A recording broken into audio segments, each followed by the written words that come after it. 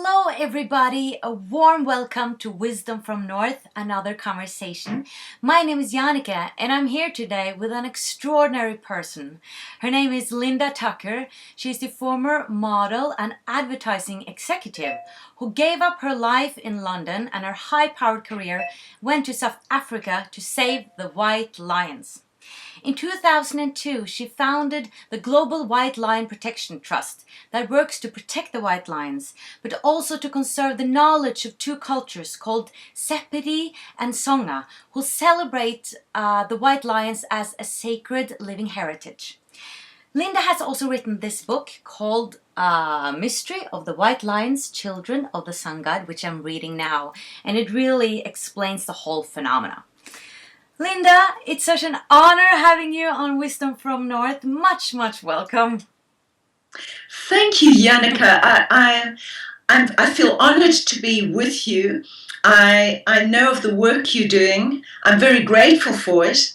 And we have had Norwegian people visit the White Lion Project, and it's always been a very special experience. Well, thank you. Thank you. Yes, I've heard, and I just want to say before we go into this that you're such a great example of that it's possible for one person to accomplish so much. I'm so inspired, and to just see that it's possible that one with just, will and a pure intention can accomplish what you've done. And I just want to say that I really honor you for that. Thank you. I think it's will, it's a pure intention, and I would add it's a lion heart. And so I believe there are people out there who have the heart of a lion, and with that quality, that courage, that love, heart is always associated with the lion heart, the brave heart, the true heart. If we have that quality, all of us can achieve our heart's desire.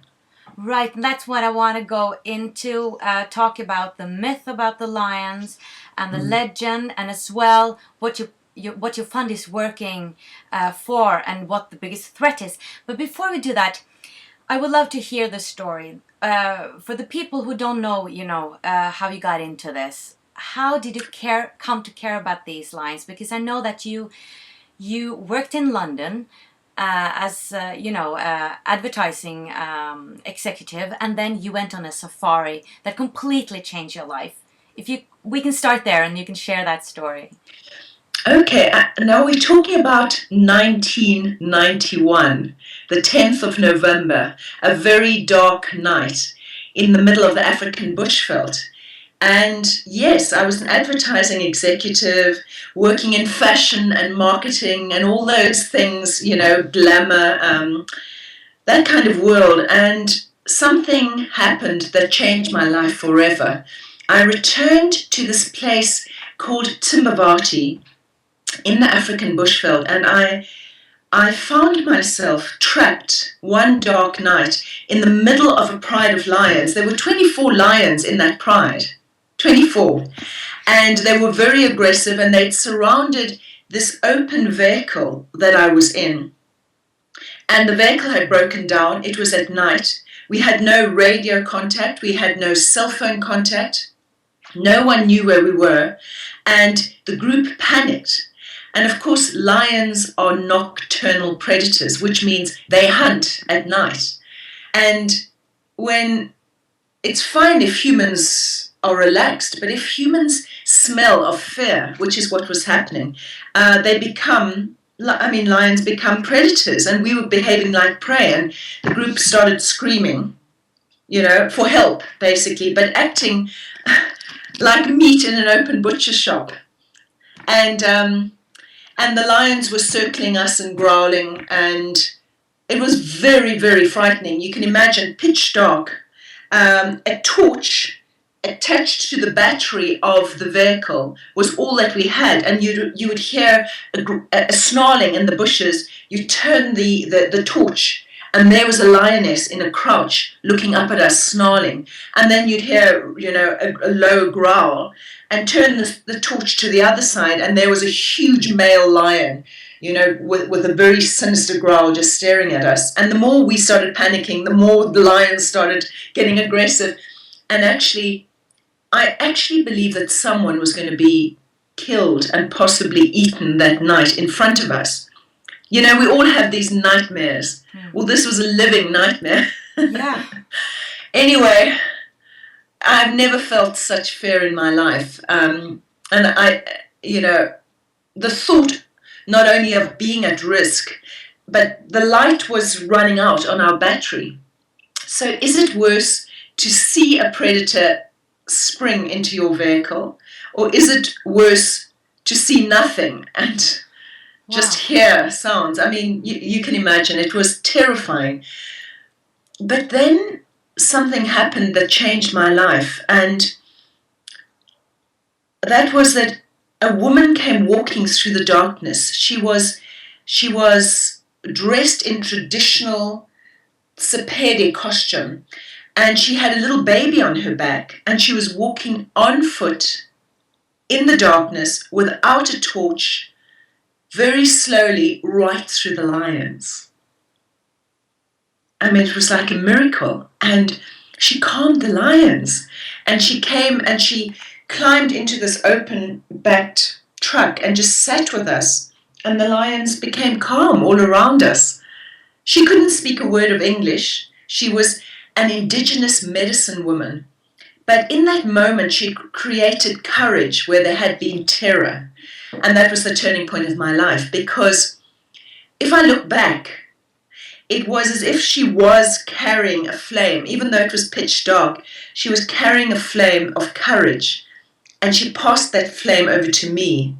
And eventually, it sparked me to return and take up the role of protector of the lions. But that happened 3 years later. Yeah, because you went back to London to kind of... Yes. This event had happened. She had saved our lives. I mean, what happened was that, having come into the vehicle, the man in front of me suddenly got courage, whereas he had been terrified before that. And he then got out and walked through the lions, through the bushveld to go and get help. And he brought back another vehicle to rescue us. Now, that man was my sister's boyfriend at the time. And that night, she said, "I will marry you." Yeah. And they've been happily married ever after. Isn't it a wonderful story? Yes, I read that. To me, the real heroine of that story was this indigenous medicine woman who had come to our rescue, even though she couldn't speak a word of English. She had no reason to do that. And she put a baby on her back, as a symbol of faith, because she knew she wouldn't be harmed. And it was her who I returned to track down 3 years later to find out what she had done and why. Yeah, and why did you do that? Because you went back and continued your life, but then something in you just said that you have to go back and find out who this woman is. I mean, it's very strong. You had really, intuition saying that I need to find this out. I need to figure it out to go all the way. It was as if she had ignited a flame in me. And it was burning. And I went back to advertising and marketing, but it all seemed so superficial then, playing with people's minds, playing with branding, getting them to buy products they don't need. It was an artificial world, and the real world was in nature with the lions and with this woman who was so brave that she was lion-hearted, and so it all became meaningless for me in the world that I was in. And eventually that flame that was burning finally just exploded, and I gave up my job, my house, my marriage, everything. Wow. And I just returned to Africa to track down this woman, and I eventually found her, and I said to her, "Why did you do what you did that night?" And when I arrived, I mean, she couldn't speak English, remember, so it was through an interpreter. But she saw me, and it was as if she had been waiting for me for 3 years. So she said to the interpreter, tell that woman, me, it's taken you a long time to wake up. 3 years it had taken me to wake up. And then she started teaching me and sharing her wisdom with me. Yeah, because she is kind of the queen of the Shangaan tribe, right? And they preserve a lot of wisdom. Can you tell a little bit about that tribe? Yes, well, she's the lion queen of that region. And there's an ancient tradition where the kings and queens were connected with lions. So all over Africa, the king is the lion. Actually, all over the world, the king is associated with the lion, and the lion is the king of the animals. So she was really a lioness in human form. And when I said to her, but why did you do what you did that night? I mean, you could have been killed, and your grandchild could have been killed. And she said, there was no chance of that because I was safe. And I said, why? And she said, it's simple. If people only know there are 2 rules that you need to know in nature. The first rule is love, and the second rule is respect. And if you honor those 2 rules in nature, nature will never harm you. People forget to show love and respect to nature. And those were the rules that she was operating with. She knew she was not going to be harmed, otherwise she would never have put the baby with her. Yeah. So, I mean, it seemed so simple, but it was a very deep lesson. Yeah, because we're taught something else. I mean, my biggest fear has been that, being eaten by an animal. Or a spider. Yeah. So that's another way of thinking, totally. And it's like, have we missed something here? Well, when I worked with her, I came to realize that we have missed something. Well, we've lost something. We've lost that loving connection with nature. And at the same time, we've lost our own natures because originally there wasn't this separation. We lived in nature, we had this incredible love for animals, and we feel it with our domestic animals. Yes. Our cats, our dogs, our birds. Yeah. But really, it exists in all of nature. And so the greatest love is actually with the king of animals. And that is what she taught me. And she said to me, you finally arrived. It took you a long time to wake up. But now that you've come, there's a big task for you. Right. And the task was to protect the white lions, because the lion is the king of animals, but the white lion is the king of animals. And it is a legendary animal that is born in one place only on earth.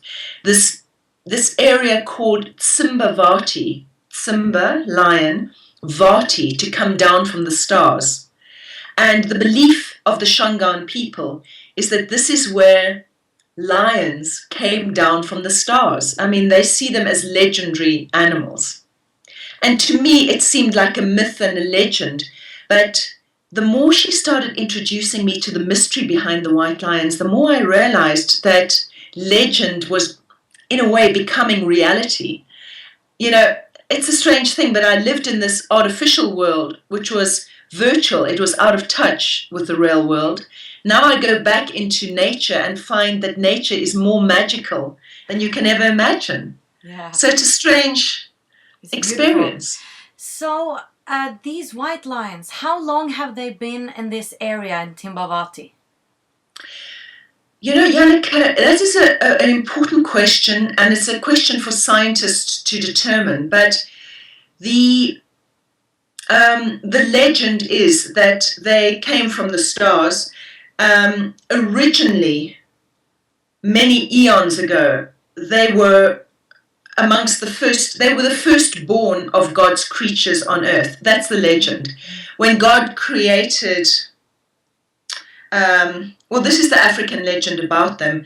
But the interesting thing is that they have returned in our times. Okay. So that's where the story gets very interesting. Yeah, because the old indigenous people, they forecast that when the white lions were going to come, there would be a shift, or it would be of great importance. Yes, they did. They predicted that when the white lions return, they are coming to protect humanity in a time of transition. So they saw them as angel lions. They saw them as star lions or angel lions. And when you get to meet these amazing animals, they are like pure light. So what I didn't mention is that night when I was surrounded by lions in this region, those were all golden lions, because the lions in that region are golden, but every now and then a snow white lion is born. And that's what happened that night of Maria's rescue. But we were so terrified we didn't even, realize what was happening that night. And if I look back now, I realized we humans were invading the lion's space because a baby was being born, but we thought they were attacking us. It was a whole turning of my perspective on its head. And you also thought that the white lions were extinct, right? Or because there weren't many white lions in that area at all. Well, this is the important thing. They were born naturally, and their numbers were growing. There were 12 white lions in 9 different golden prides in the region. Okay. So that's a very good genetic base that is establishing itself. But unfortunately, people were greedy and started shooting them and stealing them from the wild, putting them in cages, sending them to circuses all around the world. And this is what happened to the white lions until they became extinct in the wild. And so, this amazing woman who rescued me, her name was Maria Corsa, Lion Queen of Timbavati. She said to me, your task is to protect the white lions, and although they've become extinct, they are symbols of, she said, they are symbols of God in nature. These are lions of God, and people cannot destroy sacredness in nature. You need to look out for the signs. They will return. Now, my background, I had no religious training or spiritual background at all, but I was trained in the University of Cambridge in the UK. And my specialist area was to understand symbols. What does a knight and a dragon, what does it mean? So I could understand symbols. And so when she said that these lions are lions of God, it really moved me. And she said, although they've extinct in the wild, do not miss the signs. Now, I've been trained in looking for signs, so it was really strange. Shortly after she pointed this out to me, a white lion cub was born in a place called Bethlehem in South Africa on Christmas Day in the year 2000. It's amazing. And you can say, that's an interesting coincidence, but she had actually told me to look for the signs that these lions are sacred. So what better sign do you need than that? Yeah.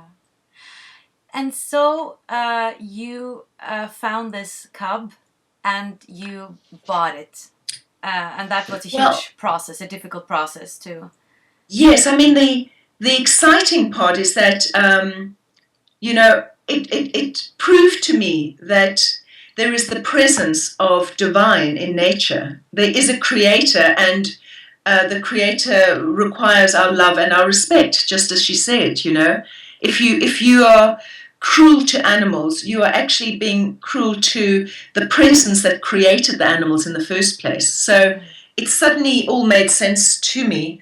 And but the tragedy, I mean, this is the tragedy, is that these lions are being hunted and killed and removed from the wild. So, I mean, it nearly broke my heart, because this little cub was born not in the wild, but in one of these cages where they breed lions to kill them.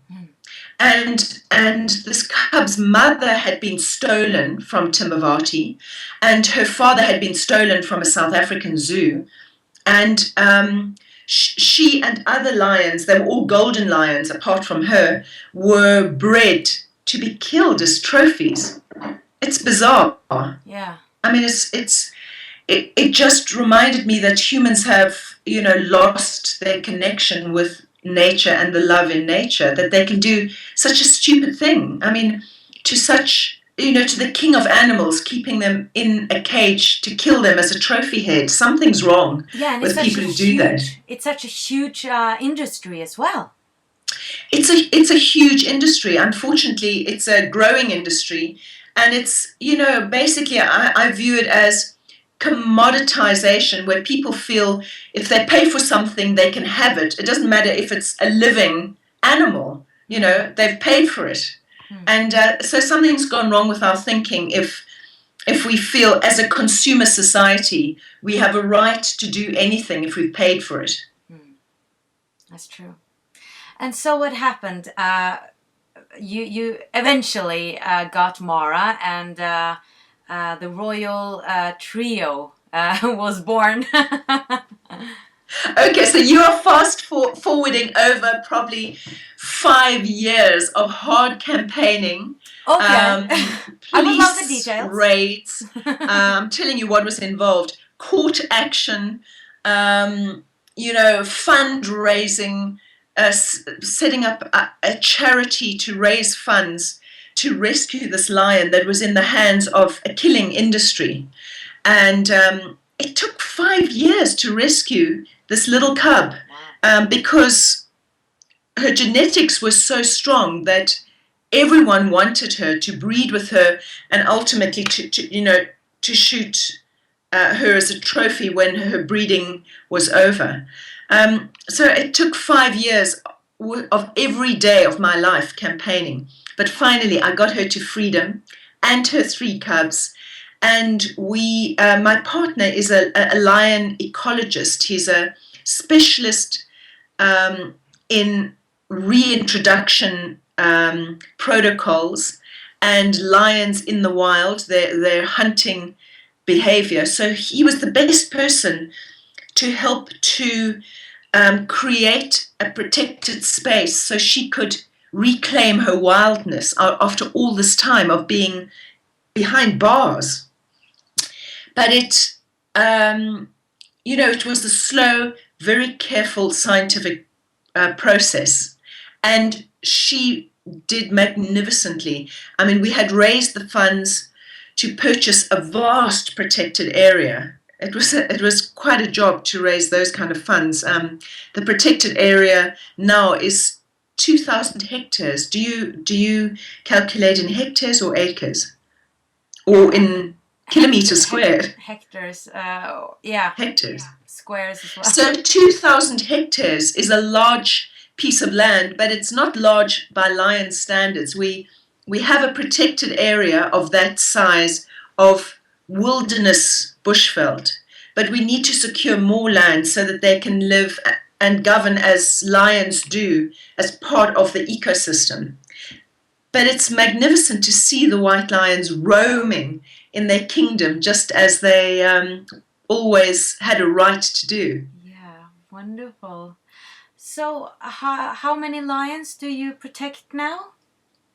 Well, we have 3 prides now. From the original lioness, we got 2 different bloodlines in. So the genetics are incredibly strong in our program. But Mara was her name, Mara, and Maria and the other medicine people of the region called her Mara because it means Ma, Ra, mother of Ra, the sun god. Oh. And so Mara had 3 cubs, and then her daughter had another 3 cubs. And then there was another bloodline that came in, plus wild lions joined them. And so now there are 3 prides, and they are just like jewels in the bushveld. They are the most beautiful animals you can ever imagine. Wow. But you have to look after them every day, right? Well, all we have to do is to ensure that they're protected. But, I mean, that sounds simple. But we have security fences. We have double security fences.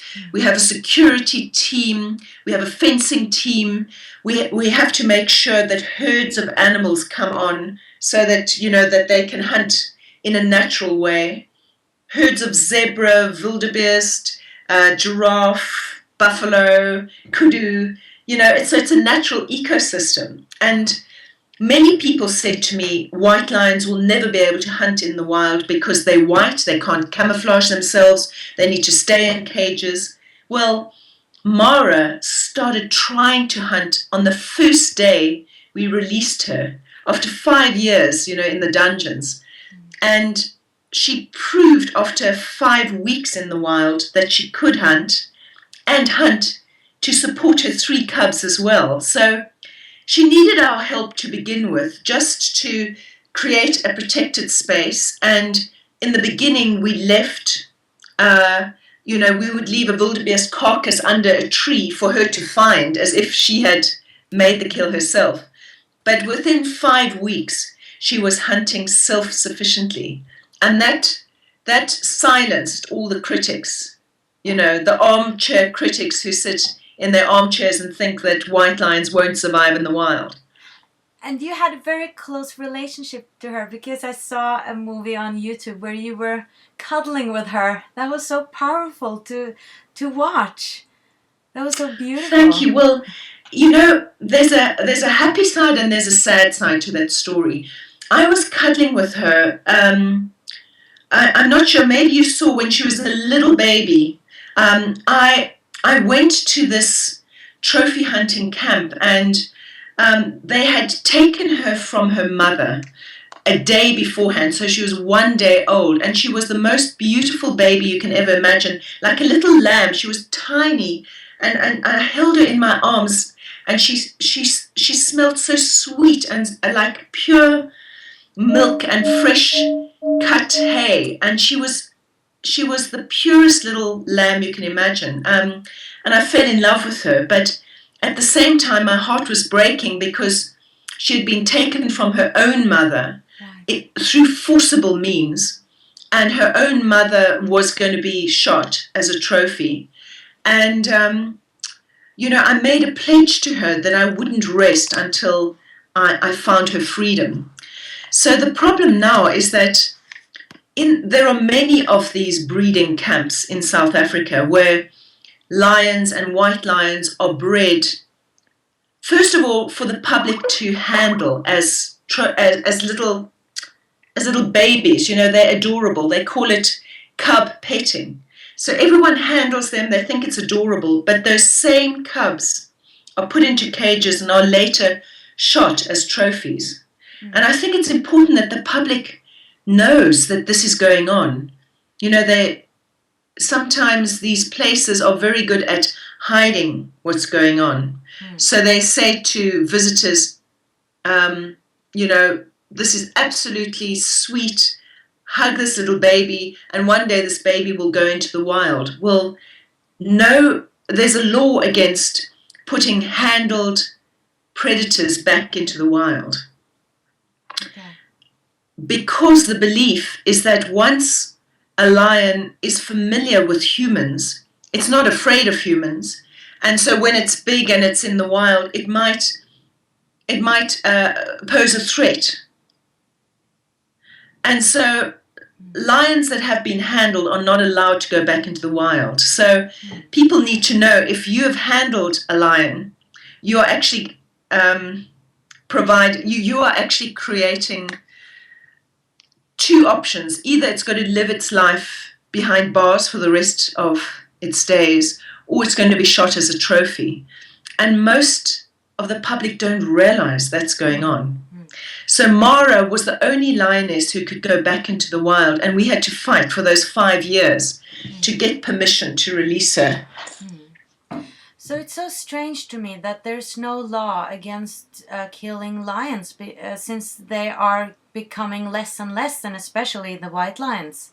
So can you tell us a little bit about the goal of your foundation? What are you working towards? Yes, it's very strange there isn't a law, but we've been campaigning for legislation for nearly 20 years. And the problem is that trophy hunting is a big industry, and wherever there's big money, it influences decisions and corrupt politicians. So we are working towards protection of the white lions through whatever means. So far, we have failed with the legislation. It is legal to do exactly what I told you, to handle baby lions and then put them in cages and shoot them for money. That's actually legal in South Africa, which is shocking. On the positive side, our scientists have discovered what is called the genetic marker, which is the secret code that makes white lions unique. With that code, we can start the whole process towards having them protected as an endangered subspecies through international law. Now, international law, we can go to CITES, which is the Convention the Convention for the Trade of Endangered Species, or we can go to the IUCN Red Data listing, which is the Conservation Union. And these are both international bodies that will protect animals. So we actually have had a huge breakthrough in the last couple of months in finding the genetics that will prove these animals deserve protection. Wonderful. So how can one help your foundation? Well, there are many ways in which you can help. I think the first thing is to check out our website, which is whitelions.org, and see what we're about. A great way of helping is obviously donating, and you could donate whatever you're comfortable with. What you can donate is a meter of security fencing. This is critical because the protected area has to be protected from poachers and hunters, and the lions need to be safe. So our security fencing is a very important part of their protection. So we sometimes ask for a donation of 1 meter of security fencing, and it makes a huge difference. Another way in which you can help is to come and visit our project. We're not open to the public because in the best interest of the protection of the lions, they need free roaming space without high impact of tour buses and so on. But we are open to, we do invite special groups in for an unusual experience to join our project, to go out tracking the white lions in the wild, to learn about the culture around the white lions and all these sacred knowledge, to go into the mountains where gold has been found, which is associated with the white lions, and so on. And the great news is that there is a group that is coming out from Norway. Yeah. Actually, it's coming out on the 22nd of March. And there's a lady who is hosting the group, and her name is Elsebeth Slang from Norway. And she is presently in our project, understanding everything about it, because she loves being in the heart of white lion territories. She's a wonderful woman. She's a wonderful guide. One couldn't want a better tour guide than Elizabeth. And so she's bringing a group out, and I believe that there are still some places available to join that group. And it is, I think it's the 22nd of March for a 10-day trip. and it includes going to the sacred sites as well, the ancient sacred sites in the area of stone circles that were created by prehistoric man who recognized that this was a sacred place. So on the one hand, it's a sacred journey, but on the other hand, it really is a visit to the most beautiful, charismatic animals on earth. Wonderful. And I know you have to go very soon. I just want to hear a little bit about, there's an academy that you have started. Can you tell us? Yes, well, there is an academy called the White Lion Leadership Academy, and this is focused on leadership today with the white lion as the inspirational symbol. And we don't need to look beyond the lion, and particularly the white lion, for inspiration. It is, as we were saying, it is the lion heart, it is courage, it is leadership, it is unity, because lions are the only social animals. They're the only social cats. All other cats are solitary, but lions work together with a single goal, and they're very loving animals. So this academy happens twice a year. There's a summer and a winter season with 8 modules all in all of which are inspired by the white lions, but different areas of expertise. So there's a scientific module, there is an astrology module around the white lions. Remember, we said the white lions are associated with the concept of lions coming from the stars. So it's a whole astrology module around the culture of the star lions. There is a culture, there's actually a specialist cultural module which links modern day to ancient cultures across the continents. And we can talk about the different modules, but it's a very exciting program that brings students from all over the world together with indigenous students from Africa in celebration of the white lions, and more than that, the quality of lion-heartedness that humans can have, which is a true stamp of leadership, in my view. Wow, wonderful.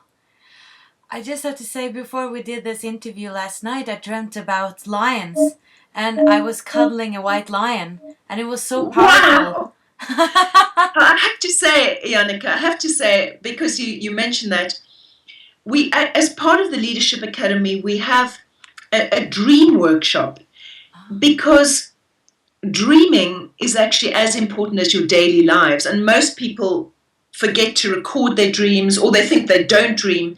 But you know that all the great psychologists look to dreams. Now, with the white lions coming into your dreams, it is so powerful that you know that these animals are able to communicate somehow in your dream world. And so we have this module which is called Communication and Interspecies Communication, and it trains you in crossing the species barrier and actually communicating with animals freely, including the king of all animals. So clearly that's already happening in your life. I mean, I'm deeply touched, but I'm not surprised. It was wonderful. I wasn't afraid of it either. It was just a beautiful moment.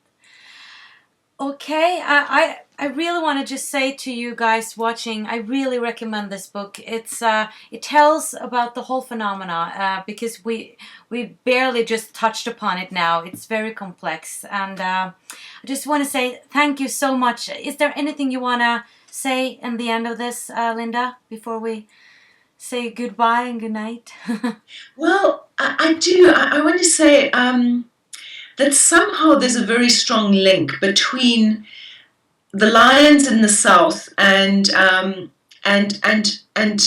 Norway and your reindeer in the north. There's a link, and we haven't got time to go into it, but it's almost as if the northern people are holding the northern axis of the globe, and in the south, the lions are holding the south. I truly believe that there's a powerful energetic link between the Scandinavians, but particularly Norway and this part of South Africa.